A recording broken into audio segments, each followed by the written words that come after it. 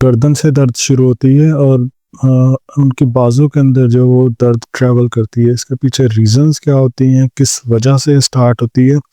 हम लोग मोस्टली इस चीज़ को कंफ्यूज करते रहते हैं कि हमारी बाजू के पीछे वाले पट्टे के अंदर या आगे की तरफ जो है ये जो पट्टे हैं इनके अंदर दर्द है। एक्चुअली ऐसे नहीं होता। आपके जो पट्टे हैं उनमें दर्द नहीं होता। अगर आपकी गर्दन से स्टार्ट होकर और आपकी बाजू तक आ रहा है तो ये रीजंस हो सकती हैं, जिसको सर्वाइकल रेडिकुलोपैथी कहते हैं। इस वीडियो के अंदर मैं बड़ी सिंपल लैंग्वेज के अंदर आपको समझाने की कोशिश करूंगा कि सर्वाइकल रेडिकुलोपैथी एक्चुअली होती क्या है और ये किस वजह से होती है। अगर आपको हो गई है तो आप क्या करेंगे कि आपकी ये कंडीशन आप अपने घर में ही ट्रीट कर सकें। अगर घर में ट्रीट नहीं कर सकते तो फिर आप कब जो फिजियोथेरेपिस्ट को विजिट करेंगे या अपने ऑर्थोपेडिक को विजिट करेंगे। सो इस वीडियो के अंदर हम ये चीज़ें समझने की कोशिश करेंगे। अभी जो मैं आपको पिक्चर दिखा रहा हूँ इसके अंदर सर्वाइकल रेडिकुलोपैथी को थोड़ा सा डिटेल्स के अंदर एक्सप्लेन करने की कोशिश की गई है, वो मैं आपको इजी लैंग्वेज के अंदर आपको समझाता हूँ। हमारी रीढ़ की हड्डी जो है वो एक हड्डी नहीं है, बेसिकली वो मल्टीपल इतनी सारी रीढ़ की हड्डी के वर्टिब्रास हैं जिनको आम जुबान में हम मोहरे कहते हैं, इनके जुड़ने की वजह से बनते हैं।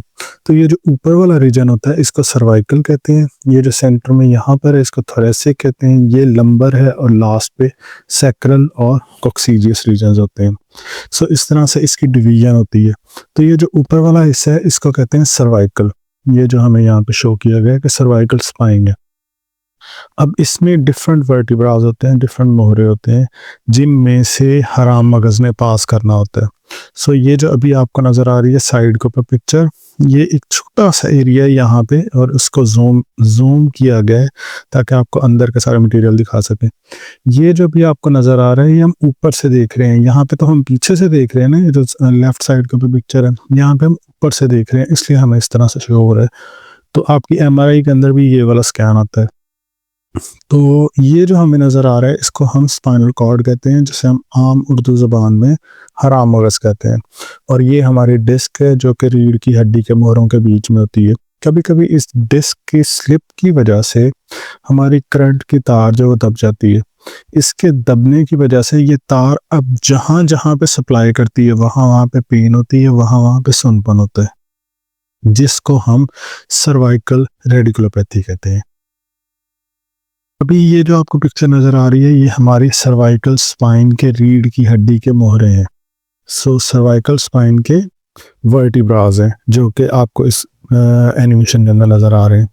सो इसके अंदर अगर आप गौर करें इनकी थोड़ी थोड़ी शेप में डिफरेंसेस हैं। तो हमारी जो सर्वाइकल स्पाइन है जो स्कल के नीचे होती है वो थोड़ी सी फ्लैट होती है, उसकी शेप उस तरह की नहीं होती जिस तरह से रीढ़ की हड्डी के दूसरे मोहरे होते हैं। सो इस तरह से थोड़े से डिफरेंट होते हैं। अब मैंने बताया कि ये सर्वाइकल स्पाइन है पूरी। सो जो पहला पहला ऊपर लगा हुआ है इसको कहते हैं C1, ये C2, C3, C4, C5, C6, C7 और C8 तक जो चलता है। और इसके अंदर ये मैं आपको डिफरेंट क्यों बता रहा हूँ, ये मैं इसलिए आपको डिफरेंट बता रहा हूँ कि जो C5 है इससे ये इम्पोर्टेंट हमारे लिए बहुत ज़्यादा। ये इम्पोर्टेंट इसलिए है इस चीज़ को समझना कि किस रीढ़ की हड्डी के मोहरे का दर्द है। लाइक हमें C5 का दर्द है, C6 का है, C7 का है या C8 का है। यानी हमारी करंट की तार C5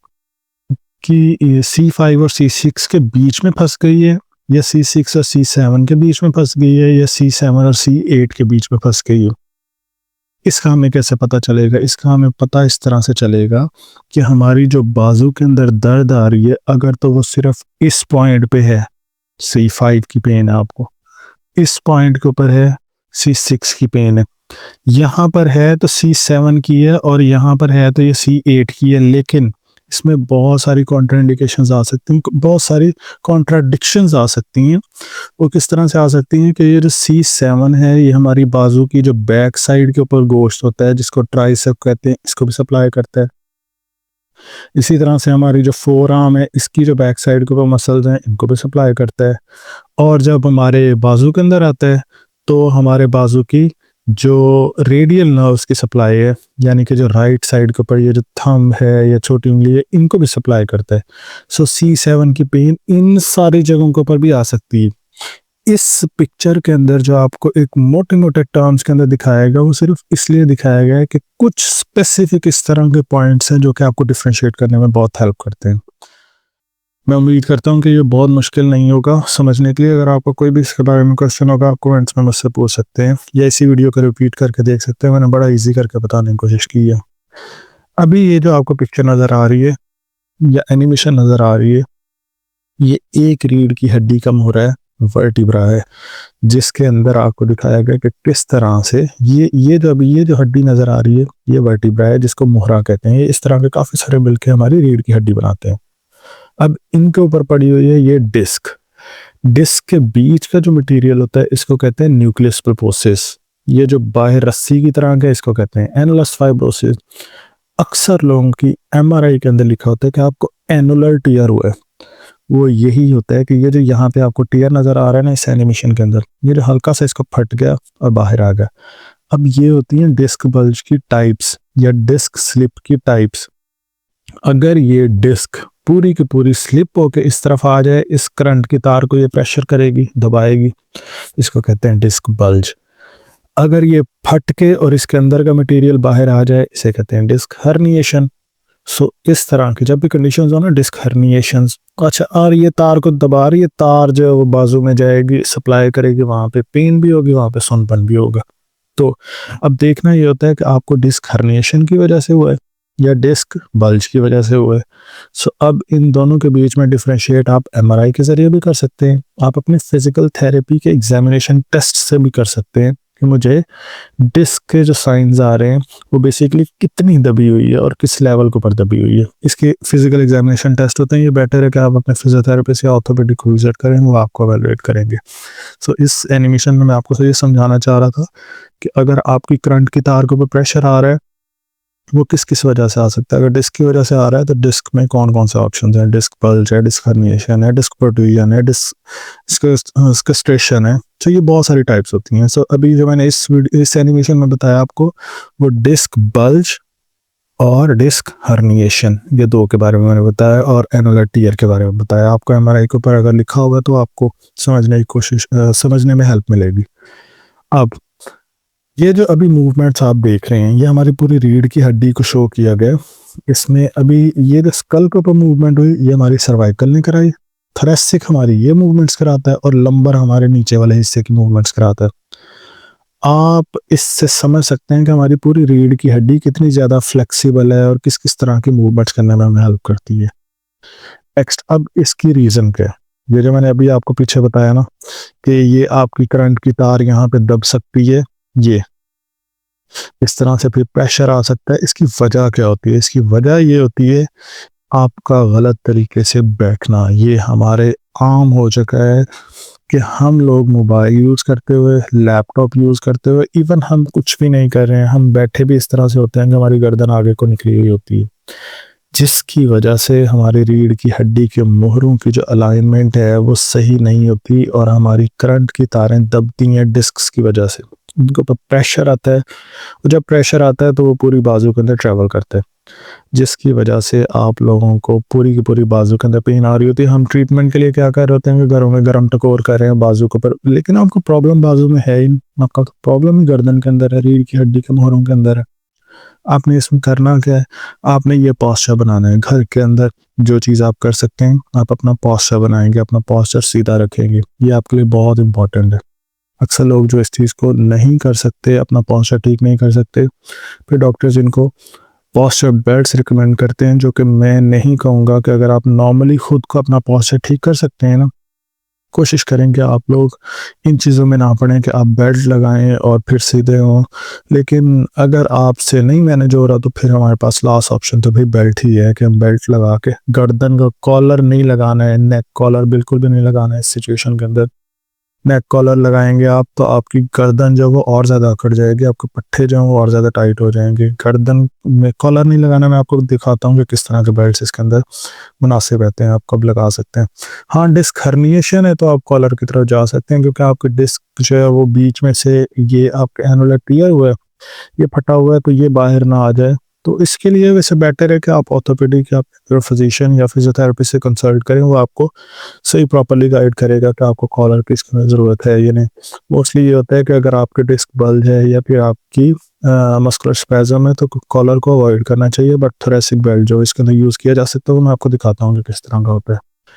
अभी ये जो मैं आपको पिक्चर दिखा रहा हूँ, इसमें आपको मैंने ये पोस्चर दिखाया, यहाँ पे आप बच्चे का ज़रा पोस्चर चेक करें, क्योंकि इन्होंने वेट बहुत ज़्यादा उठाया है बच्चे ने, जिसकी वजह से उसका फॉरवर्ड हेड पोस्चर बना हुआ है, गर्दन आगे की तरफ गई हुई है। जस्ट इमेजिन आप कर सकते हैं कि बच्चे के रीढ़ की हड्डी के मोहरों के ऊपर कितना ज़्यादा प्रेशर आ रहा है और करंट की तार के ऊपर कितना ज़्यादा कंप्रेशन आ रही है, जिसकी वजह से इसको भी पेन हो सकती है, बाजू में दर्द होनी है, पट्टे अकड़े हुए हैं। तो ये बहुत कॉमन हो चुका है हमारे पोर पोस्चर की वजह से। फिजिकल थेरेपी के अंदर बहुत सारे ऑप्शन है इसको ट्रीट करने के। फिजिकल थेरेपी के अंदर कुछ टर्म यूज होती हैं जिनको नैग्स कहते हैं, इसके अलावा स्नैग्स कहते हैं।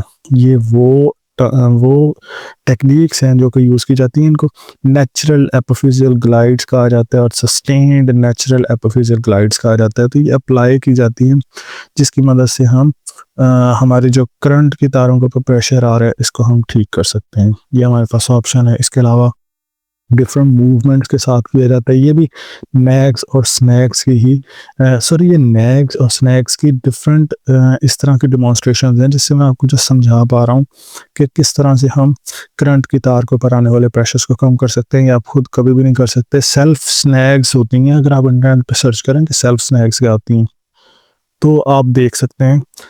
तो वो आप कर सकते हैं टावल की मदद से, लेकिन फिर भी बेटर है कि आप अपने फिजियोथेरेपिस्ट को इसके लिए कंसल्ट कर लें अपना, ताकि वो एक डायरेक्शन के अंदर इसको अप्लाई करे।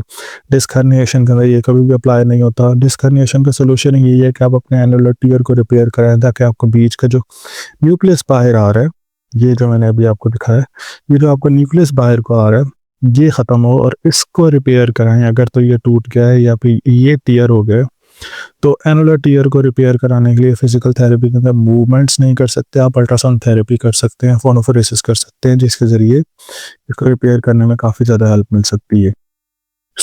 अगर आप इंटरनेट के ऊपर सर्च करते हैं स्नैग्स और नैग्स, तो आप यहाँ पे काफ़ी सारी इस तरह के मूवमेंट्स देख सकते हैं, जो कि बेटर ये होता है कि आप अपने फिजियोथेरेपिस्ट से ही अप्लाई करें, क्योंकि सेल्फ स्नैक्स के अंदर भी इंजरी के चांसेस बहुत ज़्यादा होते हैं। अभी मैं आपको बताता हूँ कि थोरेसिक बेल्ट जो मैं मेंशन कर रहा था वो किस बारे में था। जो ये अभी आपको पिक्चर्स नज़र आ रही हैं ये थोरेसिक बेल्ट्स की हैं, जिनको आप यूज़ करके अपने पोस्चर्स को ठीक कर सकते हैं।